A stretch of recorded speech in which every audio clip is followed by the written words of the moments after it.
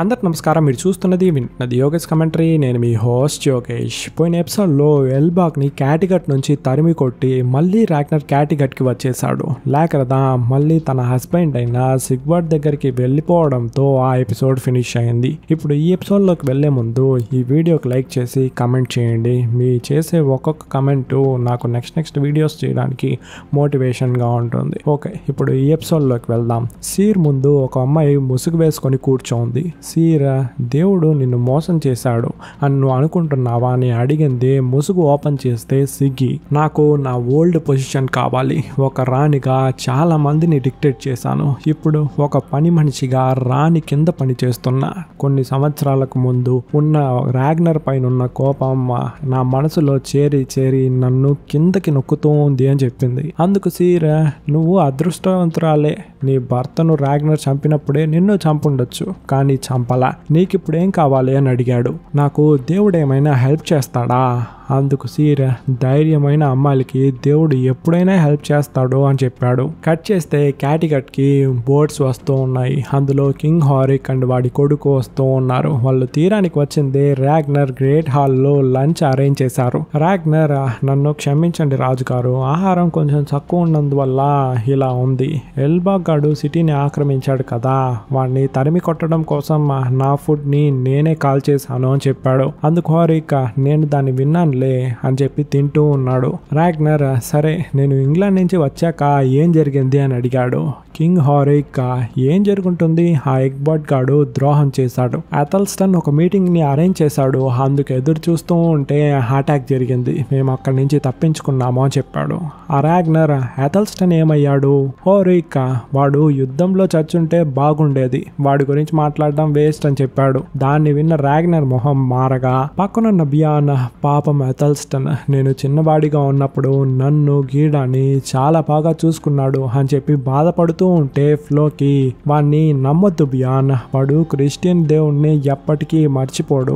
వాడి చర్చిన న్యూస్ వినిన వెంటనే మనం సంతోషపడాలి అని చెప్పాడు. రాగ్నర్, సరే నెక్స్ట్ ఏం ప్లాను అని కింగ్ హారిక్ ని అడగ్గా, హారిక్, ఇంకేంటి, ఆ కింగ్ ఎగ్బర్ట్ ని చంపి పగ తీర్చుకోవడమే అని చెప్పాడు. అందుకు రోలో, అవును అదే కరెక్ట్ అయిన ప్లాను. నెక్స్ట్ మీరు వెస్ట్ కి వెళ్ళేటప్పుడు నేను మీతో పాటు వస్తాను అని చెప్పాడు. రాగ్నర్, మీరు చెప్పింది కరెక్టే, తొందరగా వెస్ట్ కి వెళ్ళాలి, కానీ దానికన్నా ముందు ఈ ఎల్బాగ్ నా ఫ్యామిలీకి చేసినందుకు వాడికి తగిన శిక్ష దక్కాలి అని చెప్పాడు. ఆ సమయంలో బియాన్ కప్ లో డ్రింక్ ఫిల్ చేయడానికి వచ్చిన అమ్మాయి చేతులు జారి ఆ డ్రింక్ కింద పోయింది. అందులో జారి మన బియాన్ పడిపోయాడు, అంటే మనసు జారి పడిపోయాడు అని చెప్పా. హారిక్, నీ ప్లేస్ లో నేనున్నా కూడా అలాగే చేస్తా రాగ్నర్, కానీ నువ్వు వెస్ట్ కి వెళ్ళి అక్కడున్న ల్యాండ్స్ లో వ్యవసాయం చేయాలని చెప్పి నువ్వు కల కంటున్నావు. అది చాలా పెద్ద కళ.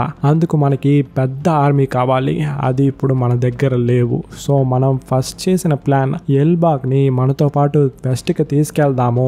వాడి దగ్గర పడవ అండ్ ఆర్మీ చాలా ఎక్కువ ఉంది అని చెప్పాడు. దాన్ని విన్న వాళ్ళందరూ గోల చేస్తున్నారు. హారిక్ చెప్పింది కరెక్ట్ కాదు అన్నట్టు. వెంటనే యాస్ లాగ్ రాగ్నర్ చెవి దగ్గరికి వెళ్ళి వాడి మాటను వినకు అని చెప్పింది. రోలో, సరే అయితే ఎవరు వెళ్ళి వాడితో మాట్లాడేది అని అడిగాడు. హారిక్, ఇంకెవరు, నువ్వే. ఇక్కడ ఉన్న వాళ్ళల్లో నీకే వాడి గురించి బాగా తెలుసు అని రాగ్నర్ ని చూసి, ఏంటి రాగ్నర్, నేను చెప్పేది కరెక్టే కదా అని అడిగాడు. అందుకు రాగ్నర్, మీరు చెప్పింది కరెక్టే అనేలా స్మైల్ ఇచ్చాడు. కట్ చేస్తే నెక్స్ట్ మార్నింగ్ రోలో సిగ్గికి వీడ్కోలు పలుకుతూ ఉన్నాడు. హారిక్, మన యొక్క భవిష్యత్తు నీ దగ్గరే ఉంది, వెళ్ళి విజయంతో తిరిగిరా అని చెప్పాడు. ఒరే హారిక్, ఫస్ట్ ఈ విషయాన్ని చేసుంటే ఇంత పెద్ద పంచాయతీ అయ్యుండేది కాదు కదా, మెంటల్ బుర్రా. దీని తర్వాత హోరిక్ టెంట్ లో సిగ్గి అండ్ వాడి కొడుకు కూర్చొని డ్రింక్ చేస్తూ ఉన్నారు. హోరిక్, మనం ఆడే ఈ గేమ్ మన కొడుక్కి తెలియదు, వాడిని తీసుకొచ్చా. సిగ్గి, మనం గేమ్ ఆడుతున్నామా? ఏం గేమో అని అడగ్గా, పోయినసారి వచ్చినప్పుడు మనమిద్దరం ఈ బెడ్ లో ఆడాం కదా ఆ గేము, నీకు నా దగ్గర నుండి నిజంగా ఏం కావాలి అని అడిగాడు.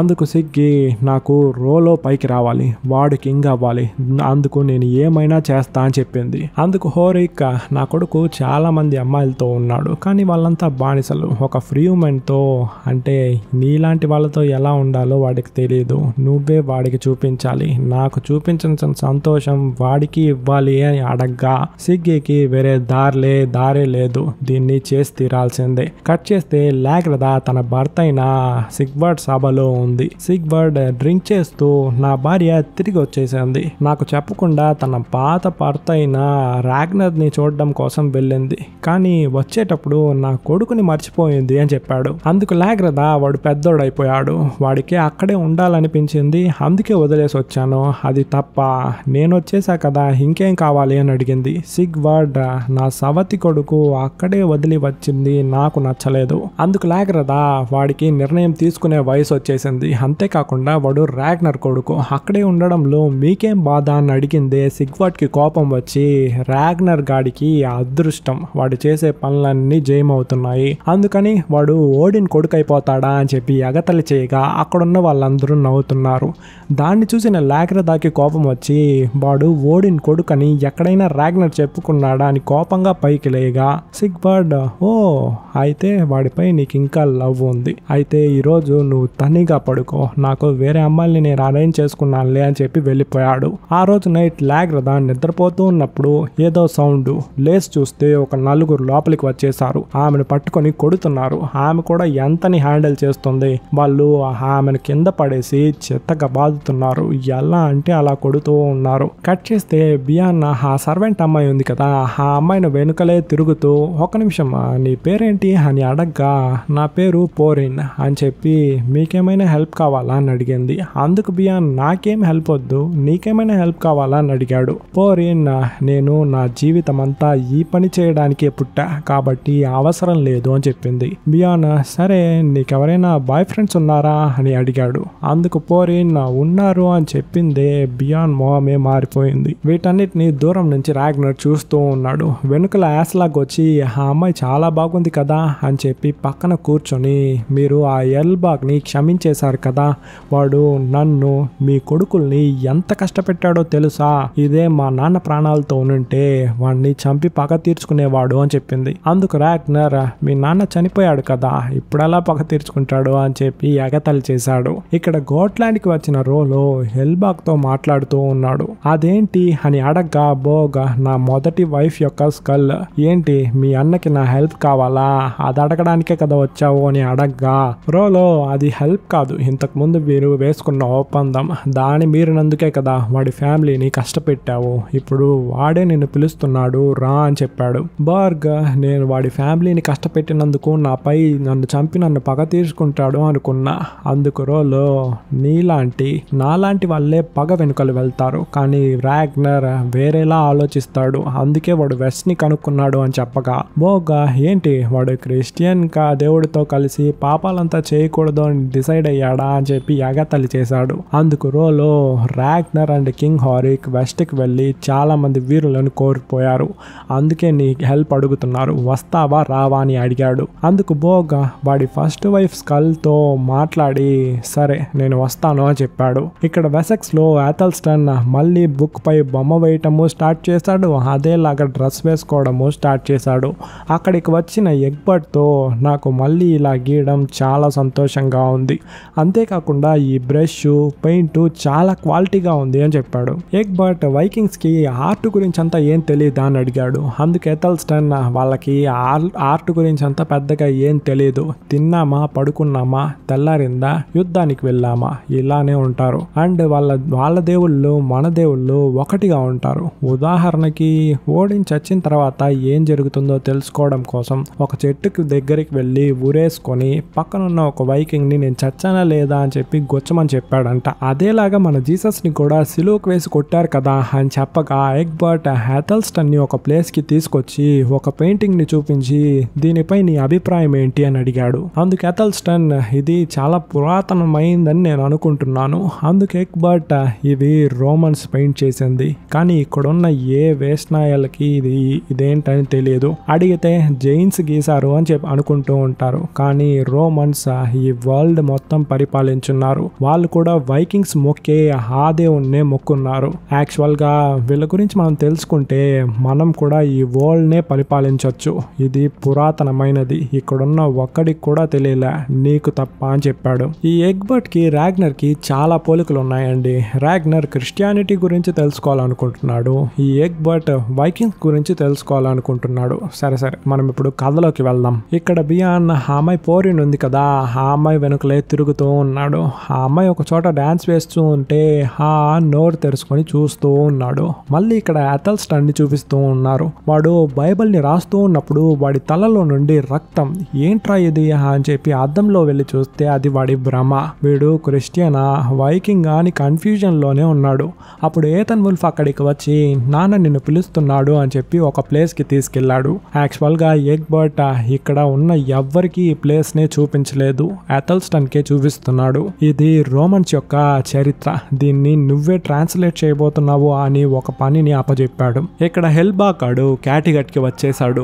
రాగ్నర్ గ్రేట్ హాల్లో డిన్నర్ చేస్తూ వాడి దగ్గరికి వెళ్ళి, నువ్వు చాలా మంచి వ్యక్తి రాగ్నర్, నాకు ఇంకో ఛాన్స్ ఇచ్చి నీతో పాటు వెస్ట్ కి తీసుకెళ్తున్నావు. నేను నా కడియంపై ప్రతిజ్ఞ చేసి చెప్తున్నా, నీకు ఇంకెప్పటికీ ద్రోహం చేయను అని చెప్తూ ఉన్నాడు. అప్పుడు రాగ్నర్, ఈ ఐడియా ఇచ్చింది నేను కాదు, కింగ్ హారిక్, నువ్వు థ్యాంక్స్ చెప్పేట్టుగా ఉంటే ఆయనకి వెళ్ళి చెప్పు అని చెప్పాడు. అదే హాల్లో హోరిక్ అండ్ సిగ్గి మాట్లాడుకుంటూ ఉన్నారు. రాగ్నర్ నేను చెప్పిన విషయానికి ఒప్పుకుంటాడని నేను అనుకోలే, అందుకు సిగ్గి రాగ్నర్ మనం ఏం చేస్తాడనుకుంటామో దానికి ఆపోజిట్ గానే చేస్తాడు అని చెప్పిందే హోరిక్ అక్కడి నుంచి వెళ్ళిపోగా ఫ్లోకి దాన్ని చూసేశాడు. సిగ్గి వాడి దగ్గరికి వెళ్ళి ఈ సీక్రెట్ ని సీక్రెట్ గా పెట్టుకుంటావా అని అడగ్గా ఫ్లోకి అదంతా కుదరదమ్మా అని చెప్పేశాడు. ఇదే సమయంలో లాక్ర దాన్ని చూపిస్తున్నారు. అక్కడ డిన్నర్ జరుగుతూ ఉంది. ఆమె మొహం అంతా గాయం. సిగ్వర్డ్, ఏంటి అసలు నువ్వు నవ్వడమే లేదు, నవ్వు, ఇప్పుడు నేను నవ్విస్తాను చూడు అని చెప్పి అక్కడ ఉన్న వాళ్ళందరితో నా భార్య ఒంట్లో ఒక మచ్చ ఉంది, దాన్ని నేను మీకు చూపిస్తాను అని చెప్పి డ్రెస్ని విప్పుతూ ఉన్నాడు. లాగ్రతాకి కోపం వచ్చి టేబుల్ పై ఉన్న కత్తి తీసి కంట్లో ఒక్క గుచ్చు, అంతే వాడు మోకరెళ్ళి అరుస్తూ ఉన్నాడు. దాన్ని చూసిన సిగ్వర్డ్ యొక్క ఫ్రెండ్ దగ్గరికి వస్తూ ఉన్నాడు. కత్తి తీసి లాగ్రతాన్ని నరుకుతాడు అని చూస్తే సిగ్వర్డ్ తల నరికేశాడు. కట్ చేస్తే ఇక్కడ క్యాటిగట్ లో ఫ్లోకి రోలోకి విషయాన్ని చెప్పేసినట్టున్నాడు. వాడు కోపంగా అక్కడి నుంచి బయలుదేరగా సిగ్గి ఎక్కడికి వెళ్తున్నావో అని అడిగింది. కానీ ఏ సమాధానము చెప్పకుండా గొడ్డల్ని తీసుకొని బయటికి వెళ్ళిపోయాడు. బియాన్ ఆ పోరిన అమ్మాయి ఉంది కదా, ఆ అమ్మాయిని తీసుకొచ్చి తన రూమ్ లో ఖచ్చితంగా నువ్వు ఇక్కడ ఉండాలి అని చెప్పగా ఆ అమ్మాయి ఇది ఆర్డర్ అని అడిగింది. అందుకు బియాన్ లేదు ఇది ఆర్డర్ కాదు, ఖచ్చితంగా నువ్వు ఇక్కడ ఉండాల్సిందే అని చెప్పిందే. ఆ అమ్మాయి డ్రెస్ ని విప్పుతూ ఉంది. దాన్ని చూసిన బియాన్ కి షాక్. ఫ్లోకి అండ్ థోర్స్టన్ ఎల్బాక్ వీరులు ఉన్న గదికి తాళం పెట్టి ప్రాణాలతో ఉండాలంటే సైలెంట్ గా ఉండండి అని చెప్పి అరిచాడు. రోలో అక్కడికి వచ్చి నిప్పెలిగించుకొని ఆ గుడిసెలకు నిప్పు పెట్టాడు. నెక్స్ట్ ఎల్బాక్ దగ్గరికి వెళ్ళబోతూ ఉన్నాడు. అక్కడ ఎల్బాక్ తలపైన గ్రద్ద కూర్చోంది. అదే ఆ సీర్ చెప్పాడు కదా నువ్వు ఒక గ్రద్దగా మారబోతున్నావు అని చెప్పి దాన్ని తలుచుకుంటూ ఉన్నప్పుడు బయట ఏదో సౌండ్. కత్తి తీసుకొని ఏంటి అని వెళ్ళి చూసేలోపు రోలో లోపలికి వచ్చి వాడిని కొట్టి కింద పడేసి మిగతా వాళ్ళు వాడిని కొట్టడం చూస్తూ ఉన్నాడు. అప్పుడు ఫ్లోకి వాడి మొహాన్ని పట్టుకోగా పక్కనున్న ఒకడు వాడి వైఫ్ ని కొట్టబోతూ ఉన్నాడు. కానీ రోలో దాన్ని ఆపేశాడు. రాగ్నర్ హాల్ కి వచ్చిన హోరిక్ ఈ సౌండ్ ఏంటి, ఏం జరుగుతోంది అని అడిగాడు. కరెక్ట్ గా ఆ సమయంలో బోర్ ని కొట్టి రోలో లోపలికి విసిరేశాడు. వీడు చనిపోయాడా అని చెప్పి హోరిక్ అడగ్గా లేదు ప్రాణాలు మాత్రం ఉందంతే అని చెప్పాడు.